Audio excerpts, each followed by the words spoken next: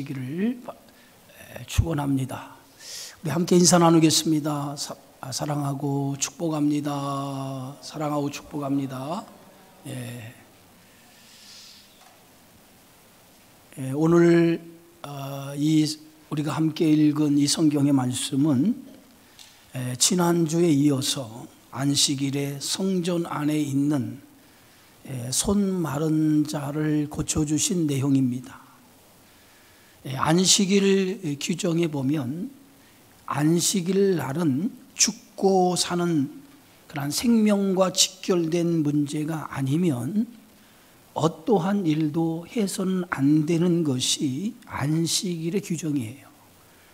만약 이것을 어기게 되어지면 안식일 규정을 어기는, 율법을 어기는 것이 됩니다. 미시나에 보면 안식일에 대한 규정이 39가지 규정이 있는데요. 그 중에서도 안식일에 사람이 걷는 걸음의 수도 정해져 있다고 하는 것이에요. 1999걸음까지만 안식일에 걸어야 되고요. 2000걸음을 넘기면 노동이 돼요. 안식일 규정을 어기는 것이 됩니다. 그런데 오늘 이 예수님께서는 유대인들이 이렇게 귀중하게 여기는, 중요하게 여기는 안식일에 대한 이 규정을 오늘 복음서에 보면 7번이나 예수님은 어기게 되어졌고, 그것 때문에 사두개인들과 바리새인들과 논쟁을 벌이게 되어졌던 것을 우리가 보게 되어집니다. 첫 번째 안식일에 어긴 것은 마가복음 1장 23절에 28절에 보면 가버나움 회당에서 안식일에 귀신 들린 자를 고쳐주신 사건. 그리고 두 번째는 요한복음 5장에 보면 38년 된 병자를 고쳐주신 사건. 그리고 세 번째는 우리가 지난 시간 보았듯이 안식일의 제자들과 예수님이 함께 밀밭 사이로 걸어가시는 중에 제자들이 배가 고파서 밀이삭을 잘라 비벼서 먹는 그러한 일이었어요. 그리고 네 번째는 오늘 우리가 본문에 살펴볼 말씀, 손 마른 자를 안식일 날 고쳐주신 내용입니다. 그리고 다섯 번째는 요한복음 9장에 보면 예루살렘에 올라가셨다가 안식일 날 노상에서 나면서부터 소경된 자를 보고 그를 고쳐주신 사건이에요. 그리고 여섯 번째는 누가복음 13장에 보면 예수님께서 안식일에 어떤 회당에 들어가셔서 말씀을 가르치고 계시다가 18년 동안 귀신이 들려 몸이 꼬부라져 조금도 펴지 못하는 여인을 고쳐주신 사건이에요. 그리고 일곱 번째는 누가복음 14장에 보면 어떤 바리새인들이 예수님을 식사의 자리에 초대를 합니다. 그런데 그 식사 자리에 병든 자가 있었어요. 그래서 예수님이 그 병든 자를 고쳐주신 사건. 이처럼 복음서에 보면 이 안식일 날 예수님께서 7번에 걸쳐서 안식일 규정을 어기면서 병든 자를 고치시고 치유하시는 그러한 이적이 기록되어져 있어요.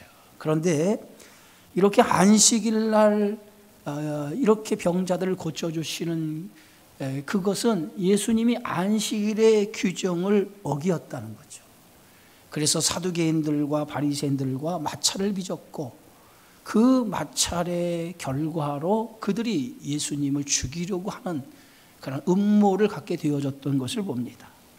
자, 오늘 본문의 말씀에 보면 예수께서 다시 회당에 들어가시니 한쪽 손 마른 사람이 있었다라고 기록하고 있어요.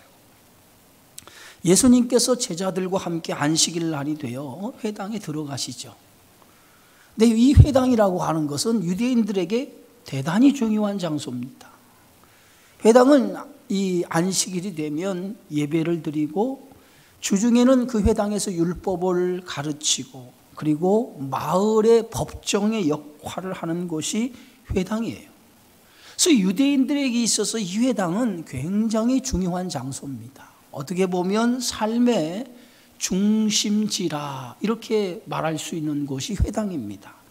그런데 예수님께서 그 회당에 지금 안식일 날이 되어서 들어가신 거예요. 그런데 이 안식일 날 회당에 들어가신 예수님, 이날만 회당에 들어가신 것이 아니라 마가복음 1장 21절 이후에 보면 예수님께서도 그 전에 회당에 들어가셨다라고 기록하고 있어요. 오늘 1장 21절을 보면 그들이 가버나움에 들어가시니라. 예수께서 곧 안식일에 회당에 들어가 가르치심에 마침 그들의 회당에 더러운 귀신 들린 사람이 있어 소리질러 이르되 그랬어요. 예수님이 안식일 날 가버나움에 들어가셔서 안식일 날이 되어서 회당에 들어가신 거예요. 그런데 마침 그 회당 안에 귀신이 들린 자가 회당 안에 있는데 그 귀신 들린 자가 회당 안에서 소리를 지르고 있는 것을 예수님이 목격하게 된 거예요. 그런데 오늘 안식일에 회당에 더러운 귀신이 들린 자가 있었다면 오늘은 예수님이 회당에 들어가셨는데 손 마른 사람이 그 회당 안에 있었다는 거예요. 왜 회당 안에 귀신 들린 자가 있고 손이 마른 자가 있었을까요?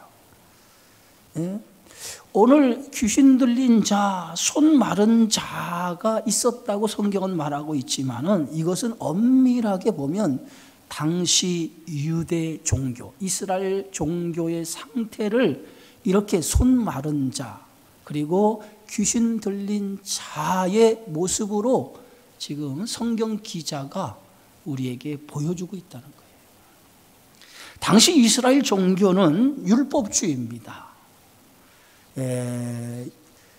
율법주의라고 하는 것은 율법의 규정을 엄격하게 지켜놓고 그 규정을 지키도록 했어요. 당시 저들은 율법의 이 규정을 613가지라고 하는 조항을 만들어 놓고 이 규정에 따라 사람들이 이것을 지키도록 했어요.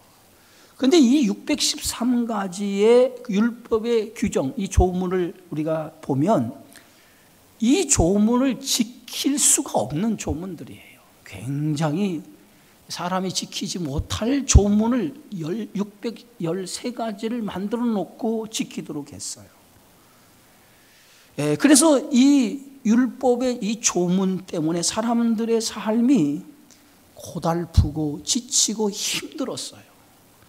어떻게 보면 종교가 사람들에게 행복을 가져다주고 자유를 가져다고 편안한 안식을 줘야 되는데 오히려 유대의 종교는 이 율법이라고 하는 엄격한 규정 때문에 사람들의 삶을 더 힘들게 했고 지치게 했어요. 오늘 이 본문에서 한쪽 손이 마른 사람이라고 하는 것은 단순히 한쪽 손이 마른 사람이란 뜻이 아니라 유대의 종교에 의해서 아무것도 할 수 없는 정말 힘들고 고달픈 인생의 모습을 오늘 성경은 그렇게 우리에게 말씀하고 있는 거예요. 한쪽 손이 마른 사람이라고 하는 것은 태어날 때부터 손이 마른 것이 아닙니다. 헬라어의 원문에 보면 이 사람의 이 질병은 선천적인 질병보다는 후천적인 질병이었어요. 어떤 사고나 근육에 마비되고 사고로 인해서 근육이 마비되고 손이 말라버려서 완전히 활동력을 상실한 사람이었다는 거죠. 그런데 오늘 이 성경 66권 외에 묵시복음서와 외경인 히브리 복음서라고 하는 이 외경에 보면 이 병자의 직업이 미장업이었다는 거예요. 미장업. 미장업이라는 게 뭔지 아시죠? 손으로 먹고 사는 생계를 꾸려가는 사람이었다는 거예요. 그런데 이 사람이 손이 오그라져서 생계를 꾸려갈 수 없는 상황에 놓여져 있었다는 거예요. 누가는 이 사람을 보다 더 자세하게 소개하고 있어요. 오른손이 마른 사람이라고 이렇게 표현하고 있어요. 여러분, 오른손이라고 하는 건 사람의 신체 가운데 가장 중요한 역할을 하는 것이죠. 근데 오른손이 마비되었다라고 하는 것은 이 사람의 중요한 역할을 하는 이 손이 제 기능을 하지 못함으로 인해서 상당히 어려운 삶을 살아가고 있다는 거예요. 성경에서 이 손이 상징하는 게 뭐냐면 권능을 상징해요. 하나님의 오른손, 권능을 의미하는 거거든요. 근데 이 권능의 손인 이 손이 상실되어 있다는 거예요. 어찌 보면 이 모습은 전형적인 이 손 마른 자의 모습은 아무것도 할 수 없는 유대 종교의 모습. 그래서 유대 종교가 당시 사람들을 마비시키는, 아무것도 할 수 없도록 만드는 절망 속에 몰아넣는 그러한 종교가 되었다는 것이죠. 오늘 2절을 보면 이렇게 기록하고 있어요. 사람들이 예수를 고발하려 하여 안식일에 그 사람을 고치시는가 주시하고 있거늘 하고 말하고 있어요. 오늘 사람들이 그랬어요. 그런데 이 사람들의 정체가 오늘 성경에 기록되어 있죠. 6절에 보니까 바리새인들이 그랬어요. 그런데 다른 복음서 마태복음에 보면 바리새인들뿐만 아니라 서기관과 바리새인들이라고 말하고 있어요. 그러니까 이 서기관과 바리새인들이 지금 회당에 들어와서 예수님의 그 행동을 주시하고 있었다는 거예요. 이들이 회당에 온 것을 하나님 앞에 예배 드리기 위해서 회당을 찾은 것이 아니라 예수님이 어떤 행동을 하는가, 그것을 보기 위해서 지금 회당에 들어와서 예수님의 행동을 주시하고 있는 거죠. 어떻게 보면 그들의 행동은 예수님에 대해서 어떤 고발거리를 찾을 수 있을까라고 하는 그러한 모습으로 그 회당 안에 찾아왔다는 거죠. 바리새인들과 사두개인들에게 오늘 본문의 말씀을 보면 그들에게는 어떤 손 마른 자, 여기에 관심이 있는 게 아니에요. 그의 삶이 지치고 힘들고 어려운 삶에 처해 있는 것에 관심이 없어요. 오직 그들의 관심은 예수님이 안식일 그 규정을 어기는가 라고 하는 데만 관심이 있어요. 그래서 생명의 가치보다도 그들의 모습은 법과 규정을 더 중요하게 생각했다는 거예요. 여러분, 안식일 규정에 보면 집이 무너질 위기에 있을 때는 그 안에 있는 사람이 생명의 위협을 받기 때문에 구조의 대상이 될 수 있어요. 그런데 집이 무너져서 사람이 깔려 죽었어요. 죽었다고 사람이 판정이 되면 안식일이 끝날 때까지 그 사람을 구조해서는 안 돼요. 이게 안식일법이에요. 지금 손 마른 자는 생명의 위급함을 갖지 않았다는 거죠. 그러니까 안식일법에는 생명의 위급함을 받은 사람, 위급함을 가진 사람만 구원할 수 있는데 지금 손 마른 자는 생명과 아무 관계가 없다는 거예요. 그래서 이 사람을 고치는 그 행위 자체가 안식일 규정을 어기는 행위였다라고 하는 거예요.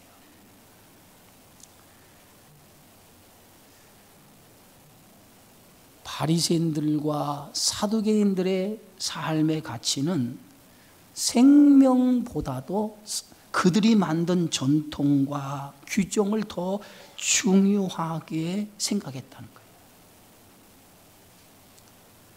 여러분, 오순절 성령 사건 이후 제자들의 변화 가운데에 가장 큰 변화가 있다면 그들이 사람에 대한 관심을 갖기 시작했다는 거예요.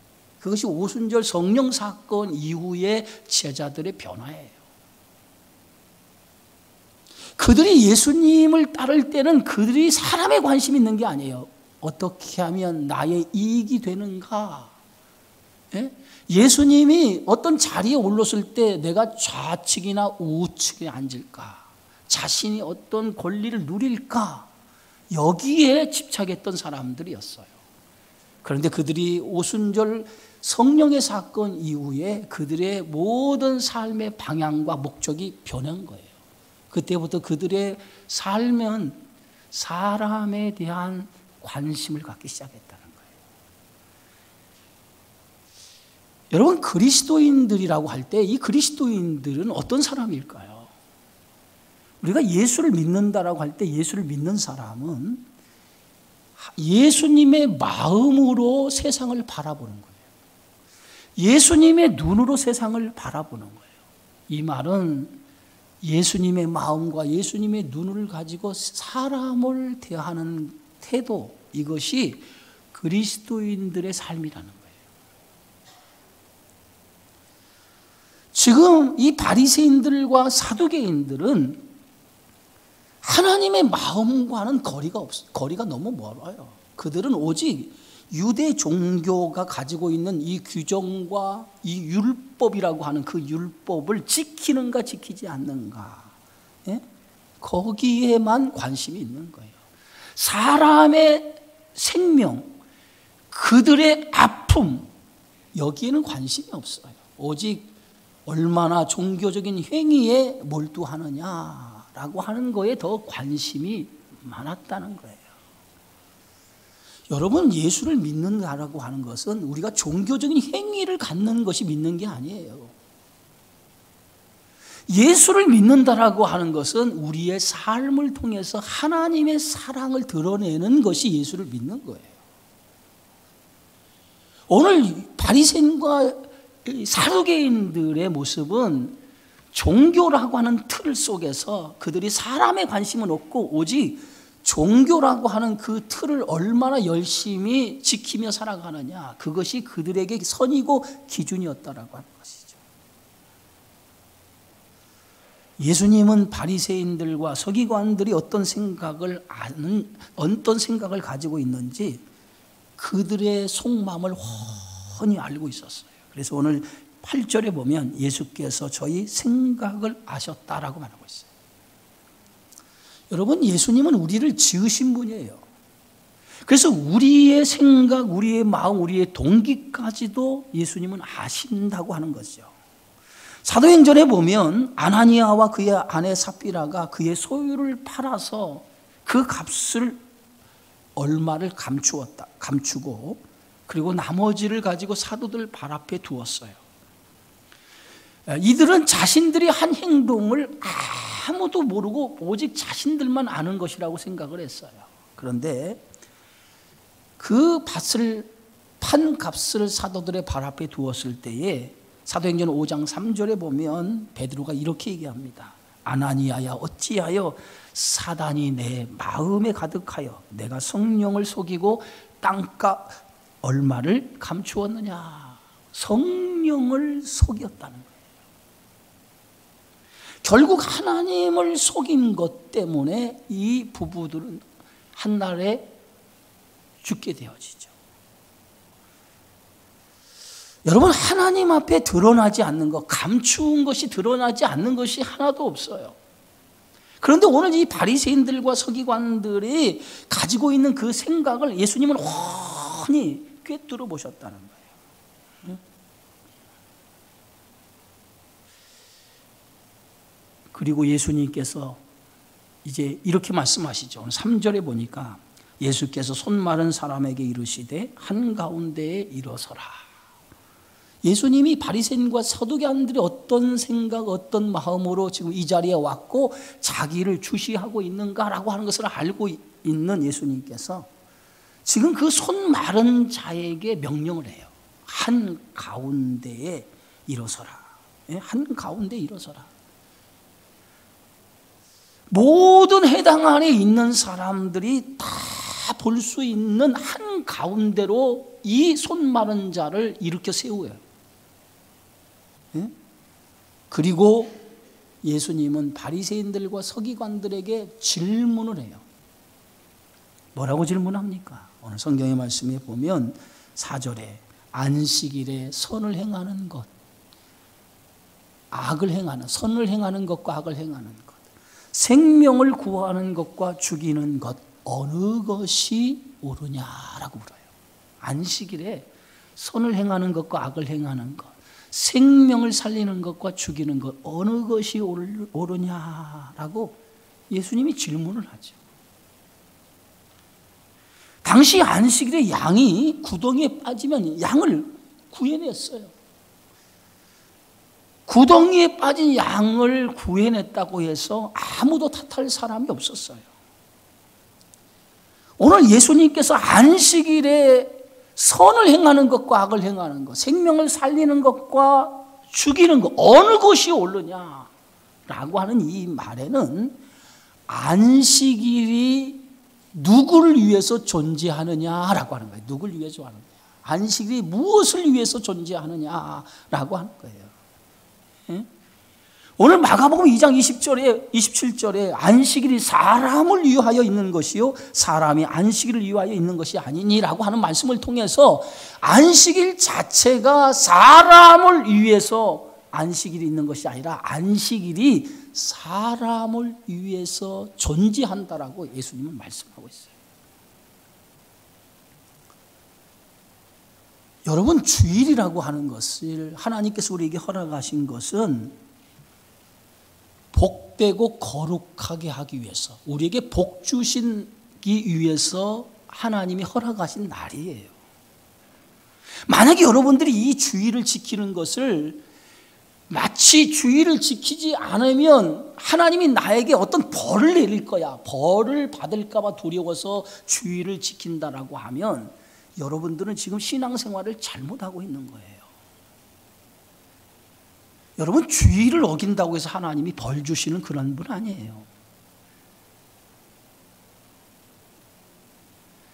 우리가 주일을 지키는 의미는 하나님이 이 날을 복 주시는 날로 정했기 때문에, 거룩한 날로 삼으셨기 때문에 이 주일을 지킴을 통해서 우리가 하나님 앞에 나와서 예배를 통해서 복 받기 위해서 나온 거예요. 그래서 이 날은 우리에게 복을 받는 날입니다. 이것을 내가 지켜야만이 된다라고 하는 율법적인 관념과 사고 속에서 주일을 지킨다면 여러분은 지금 예수님의 말씀에 벗어난 거예요. 가장 중요한 안식일의 가치는 생명에 있는 거예요. 생명. 이 날은 우리의 생명을 더 윤택하고 기름지고 행복하게 하기 위해서 하나님이 허락하신 날이란 말이에요. 그런데 유대인들은 지금 유대 종교라고 하는 것이 안식일을 정해놓고 그 안식일을 마치 생명을 살리는 귀한 가치에 두지 아니하고 안식일의 규정에 더 가치를 두었다는 거예요. 그래서 그 안식일의 규정을 지켜야 되는 것이 복받는 것이라고만, 복받는 것이라고 생각했다는 거예요. 그러니까 잘못된 생각을 가진 거죠. 법도 규정도 인간의 생명보다 우선할 수 있는 게 아니에요. 사람이 자유와 행복을 가져다 주지 못하면 아무리 좋은 규정이나 법도 소용이 없는 거예요. 여러분, 주일이 여러분에게 어떤 이 날이 여러분에게 얽매이고 힘들게 하고 자유를 주지 못하고 기쁨을 주지 못하는 주일이라면 여러분, 이 기독교 예수를 믿는 이 주일날이 여러분에게 행복을 가져다 주지 못한다면 그건 신앙생활을 잘못하는 거예요. 법보다 규정보다 더 중요한 게 뭐냐면 우리의 행복과 자유와 안식이 더 중요한 거예요. 그런데 그 행복과 안식을 주기 위해서 주님이 이 안식일을 준 거예요. 그런데 그들은 잘못 생각을 가졌다는 거예요. 마치 안식일을 위해 사람이 있는 것처럼 생각했다는 거죠. 예수님은 지금 그들에게 이렇게 질문하는 거예요. 안식일에 선을 행하는 것과 악을 행하는 것, 사람을 생명을 살리는 것과 죽이는 것, 어느 것이 옳으냐라고 물어요. 그러니까 그들이, 이 바리새인과 서기관들이 예수님의 질문을 듣고 아무 대답을 못해요. 오늘 성경 말씀에 4절에 보면 그들이 잠잠했다라고 그랬어요. 왜 그들이 잠잠했을까요? 예수님의 이 질문에 옳지 않은 것이 하나도 없기 때문에 그들은 아무 소리를 하지 못한 거예요. 예수님의 이 질문은요, 최상의 선이 무엇인가? 최상의 선이 무엇인가라고 하는 질문이에요. 지금 바리새인들은 율법에 얽매여서 하나님께서 안식일을 제정하실 때 인간에 보여주신 자비와 은혜의 정신을 지금 잃어버린 거예요. 예수님께서는 다른 사람을 돕는 선한 행위는 사람의 생명을 건지는 일, 구하는 일과 동일하다라고 말씀하고 있어요. 유대인들은 안식일에 사람의 생명을 구원하는 일을 허락을 했어요. 그런데 생명과 직결되지 않는 문제는 안식일 규정을 어긴다고 생각을 했어요. 그런데 예수님은 안식일에 선을 행하는 것조차도 생명을 살리는 일이라고 말하고 있다는 거예요. 선을 행하는 것, 생명을 살리는 일이라는 거예요. 오히려 선한 행동을 하지 않는 것은 생명을 죽이는 일이라고 예수님은 말씀하셨어요.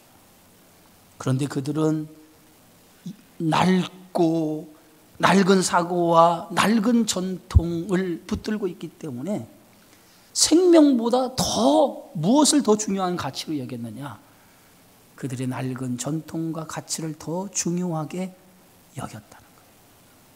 그래서 오늘 예수님께서 마가복음 2장에 이렇게 말하죠. 생배 조각을 낡은 옷에 붙이는 자가 없나니 만일 그렇게 하면 기운 새 것이 낡은 그것을 당기 헤어짐이 더하게 되느니라. 새 포도주를 낡은 가죽 부대에 넣는 자가 없나니 만일 그렇게 하면 새 포도주가 부대를 터뜨려 포도주와 부대를 버리게 되리라. 오직 새 포도주는 새 부대에 넣어야 되느니라.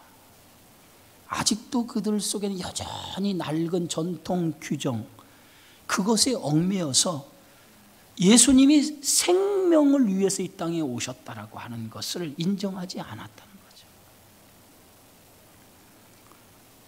예수님은 그러한 바리새인들의 완악함을 보시고 탄식하셨어요. 이 탄식하셨다라고 하는 말은 근심하셨다는 거죠. 어떻게 보면 바리새인들의 모습, 바리새인과 사두개인들의 모습을 보시고 예수님께서는 아주 안타까워하신 거예요. 저들이 왜 이렇게 굳은 마음을 가졌을까? 여러분, 성경에서 완악하다라고 하는 것은 단지 고집스러운 기질을 말하는 게 아니에요. 마음이 굳은 상태를 가리키고요, 진리를 인정하지 않는 태도가 이 완악한 마음이에요. 오늘 우리가 그리스도의 복음을 전할 때 마음이 완악한 사람은 자기의 생각, 자기의 아집, 자기의 고집에서 벗어나지는 못해요. 그래서 굳은 마음으로 어떤 말을 전해도 그것을 수용하려고 하는 태도를 보이지 않아요. 그게 완악한 사람의 모습이라는 거예요. 그런데 오늘 바리새인들과 서기관들의 모습이 그런 완악한 마음이 굳어서 어떠한 진리도 받아들이지 않은 그러한 태도를 지금 보이고 있었다는 거죠. 예수님은 바리새인들과 사두개인들의 안악한 마음을 탄식하시고 그들을 바라보시죠. 그리고 손 마른 자를 불러서 그에게 명령합니다. 오늘 성경 말씀 3장 5절에 이렇게 기록하고 있습니다. 그들의 완악함을 탄식하사 노하심으로 그들을 둘러보시고 그 사람에게 이르시되 내 손을 내밀라 하시니 내밀매 그 손이 회복되었더라. 안식일 규정, 이걸 어기는 것을 예수님은 개의치하지 않았어요. 왜냐하면 안식일은 사람을 위해 존재하는 것이고 생명보다 더 중요한 가치가 없다는 것을 예수님은 아셨고, 그 생명을 위해서 이 땅에 오셨기 때문에 예수님은 많은 사람들이 지금 보는 앞에서 안식일 규정을 어기면서 그 손 마른 자를 향해서 이렇게 말합니다. 내 손을 내밀라. 예수님의 그 명령 앞에 손 마른 자가 손을 내밀죠. 그 손을 내미는 순간에 그 손이 말라서 지치고 힘든 인생의 삶을 살았던 그 인생의 새로운 삶에 생명을 얻는 그러한 은혜를 잊게 되어지는 것을 볼 수 있습니다. 어떻게 보면 내 손을 내밀라 라고 하는 이 말씀은 낡은 정통과 구습에 얽매여 있는 유대 종교를 향한, 바리새인과 사두개인들을 향한 예수님의 명령이었다는 거예요.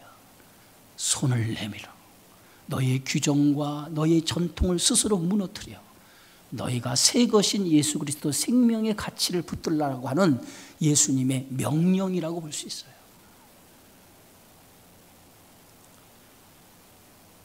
여러분, 바리새인들이 만든 이 안식일 규정은요, 사실은 처음에 출발할 때는 순수한 의도에서 만들어진 거예요. 어떻게 하면 하나님을 더 잘 섬기고 우리의 신앙생활을 더 잘할 수 있을까라고 하는 마음에서부터 저들이 이 안식일 규정, 율법에 613가지 조문을 더해서 그걸 지키도록 한 거예요. 그런데 나중에 그런 순수한 의도는 사라져버리고 종교의 형식만 남게 되어졌다는 거예요. 여러분, 우리가 하나님 앞에 드리는 그 종교의 행위가 형식이 되는 순간에 그것은 본질을 잃어버리는 거예요. 알맹이를 잃어버리고 껍데기만 붙들고 사는 신앙이 되어진다는 거예요. 종교 행위가 형식이 되는 순간, 여러분들이 오늘 이 주일날 앉아서 주일을 지켜야만이 벌을 받지 않는다는 생각 속에 이 자리에 와서 예배를 드리고 있다면 그 형식이 하나님과 관계가 없는 거예요. 이날은 우리가 하나님 앞에 나오는 근본의 이유거든요. 하나님의 은혜에 감사해요. 나를 구원하신, 나의 생명을 구원하신 하나님의 은혜에 대한 감사의 이 고백이 오늘 우리가 주일날 우리가 나와 하나님을 찬양하고 경배함을 통해서 이 구원의 은혜를 감사하고 그리고 하나님이 베푸신 은혜를 힘입는 날이 주일인 거예요.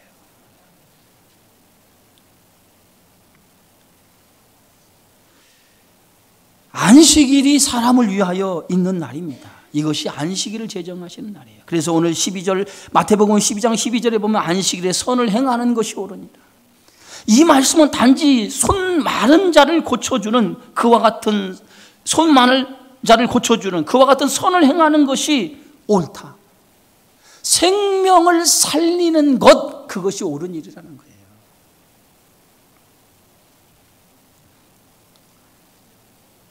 여러분, 인간의 모든 고통은 어디서부터 시작됐습니까? 죄 때문에 비롯된 거예요. 이 사람이 손이 마른 것, 고통 속에 사는 근본의 원인을 파고 들어가다 보면 이 사람이 손 말아서 고통 속에 살 수 있는 근본의 원인은 죄로 인해서 생겨진 결과물이었어요. 예수님이 이 땅에 오신 이유는요, 이 죄로부터 생겨진 이 결과물, 결국은 사탄으로부터 오는 이 고통의 문제를 해결하시기 위해서 예수님이 이 땅에 오신 거예요. 그래서 이 죄로부터 고통 속에 있는 이 사망의 고통을 해결해서 참된 안식을 주시기 위해서 예수님은 안식일의 주인으로서 안식일의 완성을 위해서 이 땅에 오신 거예요. 예수님이 이 땅에 오신 목적이에요.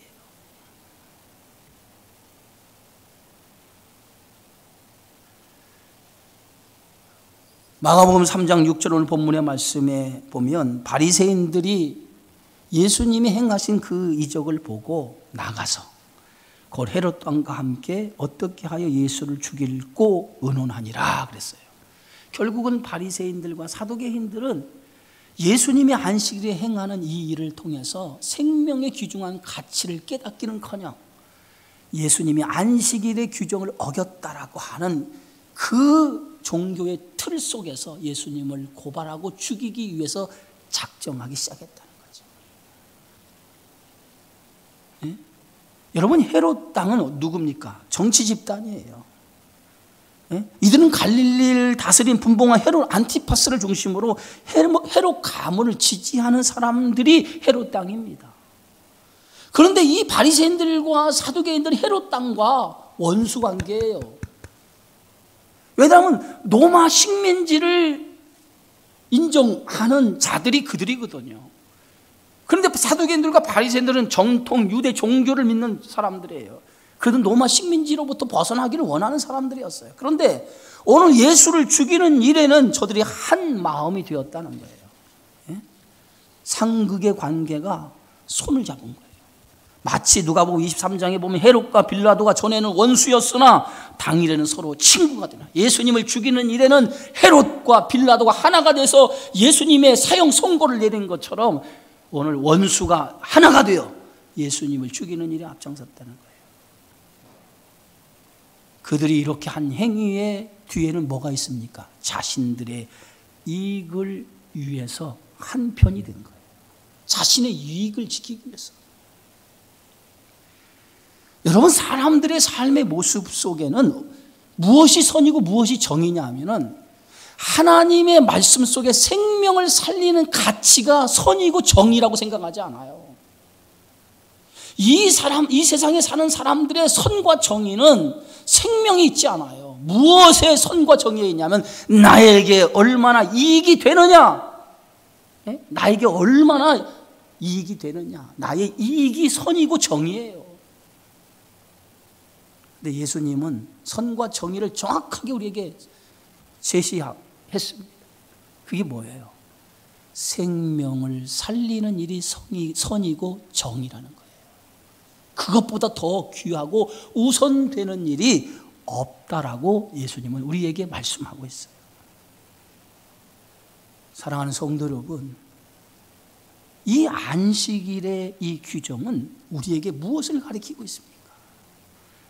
세상의 법과 규정보다 더 중요한 가치가 어디에 있느냐를 예수님은 우리에게 가르쳐주고 있는 거예요. 세상의 가치, 이거보다 더 중요한 것은 생명에 있다는 거예요. 생명, 사람을 살리는 일이 세상의 어떤 법과 규정보다 더 중요한 가치가 그 일에 있다는 거예요. 그래서 그리스도인의 최우선의 가치가 어디 있느냐? 여러분들이 삶을 살아가는 최우선의 가치가 나의 삶에 얼마나 이익이 되느냐, 여기에 가치가 있는 것이 아니라 예수님의 마음으로 세상을 보고 예수님의 눈으로 세상을 바라보는 것처럼 사람을 살리는 생명에 거기에 가치를 두고 살아가는 사람이 그리스도인이라는 거예요. 생명의 소중함을 모르면 우리는 그리스도인으로서 세상을 살아가는 예수님의 마음을 갖지 못했다라고 볼 수 있어요. 예수님은 이 땅에 오시는 이유가 사람을 살리는 데 있었어요. 생명을 살리는 일, 그것이 예수님이 이 땅에 오시는 목적이었어요. 교회가 존재하는 이유가 어디 있습니까? 교회가 존재하는 이유는 사람을 살리는 일이 있어요. 이거보다 더 중요한 것이 없어요. 오늘날 교회가 세속에 빠져서 자신들의 이익을 위해서 교회가 집단 이기주의에 빠진다면 그것은 하나님의 말씀에 벗어나는 것이고 종교를 이용해서 예수님을 이용해서 팔아먹는 그런 교회가 될 수밖에 없다는 거예요. 교회의 본질은 사람을 생명으로 건져내는 일, 사람을 가장 귀중하게 여기서 그 사람에게 행복과 자유와 안식을 주는 일, 이것이 교회가 하는 일이고 저와 여러분이 부르신 하나님의 뜻임을 믿으시기 바랍니다. 코로나19로 힘든 이 시대에 사람을 살리는 생명, 이 일에 오늘 주님의 교회가 부름을 받았고 저와 여러분이 부름을 받았다라고 하는 것을 명심하고 사람을 가장 귀하게 여기는 삶을 살아가기를 주님의 이름으로 축원합니다. 기도하겠습니다. 주의 은혜 고맙습니다. 안식일의 법을 통해서 무엇이 진정한 안식일의 법이요 규정인가라고 하는 것을 오늘 우리에게 가르쳐 주신 것을 다시 한번 깨닫게 해주심을 감사합니다. 세상을 살아가는 가장 귀한 가치 가운데 하나는 생명을 살리는 일인데 이 일을 위해서 주님이 오셨고 이 일을 우리에게 맡겨주신 줄 믿습니다. 법과 규정보다 사람을 살리는 이 일에 우리 모두가 하나가 되어 이 뜻을 받들어 살아가는 참된 그리스도인들이 되어지게 하여 주시옵소서. 예수님의 이름으로 기도하옵나이다. 아멘.